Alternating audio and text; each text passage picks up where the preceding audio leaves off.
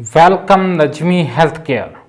ऐसे अफराद जिनकी दांत या दाढ़ में दर्द हो गया है, रात के 10 बज चुके हैं, कोई शॉप नहीं खुली, वो घर से बाहर मेडिसिन लेने नहीं जा सकते, उनके लिए मैं एक ऐसा ज़बरदस्त टोटका लेकर आया हूँ। वो घर में ही अपनी दाढ़ का इलाज कर लेंगे। अगर उनकी दाढ़ को आराम ना आए तो वो हमारे चैनल को अनसब्सक्राइब कर दें, वीडियो को ना देखें। मेरी गारंटी है कि उनका दाढ़ को आराम आ जाएगा। सबसे पहले उन्होंने घर में क्या लेना है, आप लोग गौर से देख सकते हैं। 1 चम्मच उन्होंने लेना है हल्दी।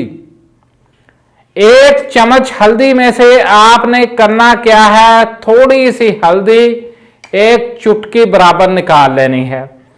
चुटकी बराबर निकाल कर 1 से 2 लौंग लेने हैं, उनको कूट कर हल्दी में मिक्स करके एक छोटी सी इस तरीके से चूंडी बना लें। उसी जिस दाढ़ में दर्द हो रहा हो उस दाढ़ में लगा लें। मेरा चैलेंज है, उनकी दाढ़ को आराम आ जाएगा। वो कहीं पर भी भाग लें, उनको डॉक्टर के पास जाने की जरूरत नहीं पड़ेगी।